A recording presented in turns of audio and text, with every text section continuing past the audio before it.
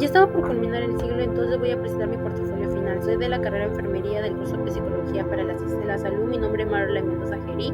Mi sección es 6455. Mi código es 23324565. Comencemos. Introducción. Lo que presentaré a continuación es el proceso durante todo el ciclo en el cual recopilo las evidencias que me sirven para incrementar mi aprendizaje en una estrategia que puedo utilizar para identificar mis avances en cuanto a los conocimientos que tanto he servido en las actividades realizadas durante todo este bimestre. Unidad 1. Las bases biológicas del comportamiento humano. Como sabemos, la base biológica es una conducta que se supone que es un anexo de unión entre una clínicas de psicología por un lado y la biología por el otro. En este sentido, se supone que es el estudio de la conducta de los procesos mentales de cada persona. El sistema nervioso central está formado por el cerebro, la médula espinal y el sistema nervioso periférico, que consiste en un sistema complejo de neuronas sensoriales. Los ganglios son los grupos neuronales y los nervios. Este sistema está conectado entre sí. Las neuronas y los neurotransmisores. Los neurotransmisores, al ser liberados, solo comunican una neurona inmediata mediante la sinapsis. Este cambio es una hormona secundaria en una célula importante que, viajando a través del torrente sanguíneo, aunque algunos neurotransmisores suelen actuar como hormonas, a estos se los denomina neurohormonas. El cerebro y la abrazoterapia. Está comprobado que la abrazoterapia produce una hormona denominada oxitocina, conocida como la hormona del amor, que es un neurotransmisor que actúa en el sistema límbico emocional. Fomenta sentimientos de alegría y produce una hipnosis, secretando una regula de la célula hipotalamo y una glándula hormonal del volumen de los sanguíneos. Esto propaga mediante un entramado hormonal. Unidad 2. Desarrollo humano. El desarrollo humano se entiende que es el proceso de ampliación de oportunidades individuales. Lo más importante son accesos a recursos necesarios para una vida larga. En la etapa prenatal, en el desarrollo prenatal es cuando da a luz el niño. Este es el proceso que nos ayuda a que el embrión y el feto se formen y se preparen para llegar al mundo. La niñez es de muchos aspectos, en particular lo biológico y lo psicológico. Por otro lado, la mayor parte del desarrollo físico de la vida etópica ocurre durante este periodo. Adolescencia. Se entiende por adolescencia que es el periodo de desarrollo humano posterior a la niñez y anterior a la etapa adulta, en el cual tiene lugar a los campos biológicos, sexuales y sociales y psicológicos necesarios para formar un individuo. Adultez. La adultez es una etapa de desarrollo de la persona que comienza tras el paso de la adolescencia, siendo la etapa en la cual alcanza plenitud tanto en físico como en psicológico. Adulto mayor. En esta etapa, los adultos mayores pueden comenzar a experimentar algunos cambios físicos, mentales y relacionados a la edad, como es la llegada de enfermedades como la arteria alta, la diabetes y la artritis. La unidad 3, donde hablamos sobre la inteligencia y el aprendizaje. ¿Qué es la vida? Requiere el desarrollo de varias inteligencias múltiples, que cada uno de los cuales engloba en una serie de habilidades que, a pesar de involucrar la capacidad de pensamiento abstracto, van más allá de lo que convencionalmente se entiende por ser listo o ser ágil mentalmente, y a pesar de que son útiles al ayudarnos a afrontar desafíos siempre cambiantes e imprevisibles a los que nos exponemos en la vida. Inteligencia emocional se refiere a las capacidades y habilidades psicológicas que implican el sentimiento, entendimiento, control y modificación de las emociones propias y ajenas. Aprendizaje social.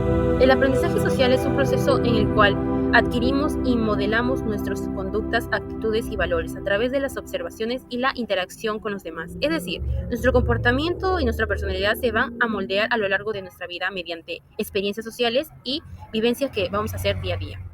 Habilidad social es un conjunto de conductas, hábitos observables y pensamientos y emociones que fomentan la comunicación eficaz, las relaciones satisfactorias entre las personas y el respeto hacia los demás, hecha que se lleva un mejor sentimiento de bienestar. En otras palabras, se trata de un conjunto de pautas de funcionamiento de personas que nos ayudará en nuestras relaciones a futuro. Unidad 4. La salud mental. La salud mental se refiere al bienestar cognitivo, conductas emocionales, trata cómo piensas, sientes y se comportan las personas. Determinantes sociales de la salud mental. Los determinantes sociales son las circunstancias en las que las personas crecen, trabajan, viven y envejecen, incluido un conjunto amplio de fuerza y sistemas influyen sobre las condiciones de la vida cotidiana. Los trastornos mentales y del comportamiento. La ansiedad, que es el miedo a la preocupación o exceso de trastornos del comportamiento. La tristeza, irritabilidad, sensaciones de vacío, la pérdida de disfrute de interés en actividades mayor parte del día, esquizofrenia, se caracteriza por una importante y suficiente percepción por cambios de comportamiento. El estrés nos resulta difícil relajarnos, concentrarnos y podemos sentirnos ansiosos e irritables. Promoción de la salud mental y prevención de trastornos mentales y comportamiento.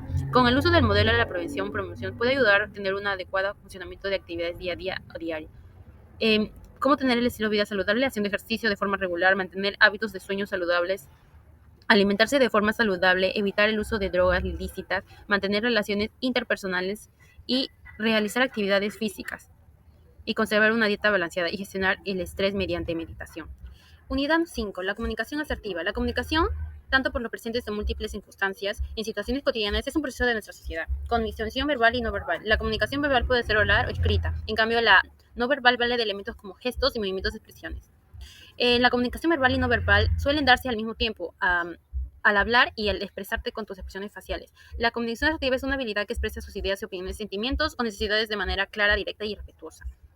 Técnica para la comunicación asertiva. La escucha activa se refiere a escuchar atentamente y que consiste simplemente en recibir información. La igualación corporal son palabras utilizadas en una postura corporal y expresiones faciales de modo de habla. La paráfrasis se denomina con la expresión de reflexión de información que consiste en repetir en nuestras propias palabras. Distorsionación de la comunicación. Errores que obstaculizan una buena comunicación, incluyendo la falta de claridad de mensaje, la falta de escucha activa, los prejuicios y los estereotipos de la falta de empatía en la comunicación no verbal negativa. Estos errores pueden causar malentendidos, conflictos y dificultades en relaciones interpersonales.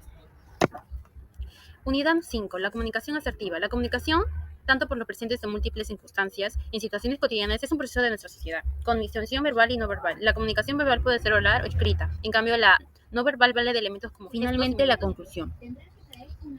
Como sabemos, el conocer las bases biológicas del comportamiento humano, así como la importancia de la aplicación de la brazoterapia en el quehacer del personal de salud, nos ayuda a tener una conexión con el paciente y poder atenderlo mejor. Saber las características del desarrollo físico, cognitivo y psicológico de cada etapa de su influencia en el trato de diferenciar con los pacientes.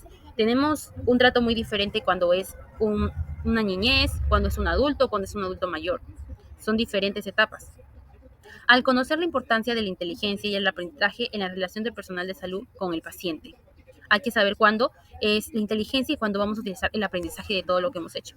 Identificar la importancia de la salud mental y su forma de prevención. Considera el trato de empático y cálido hacia el paciente, demostrando una mejor atención. Con ello habrá resultados positivos.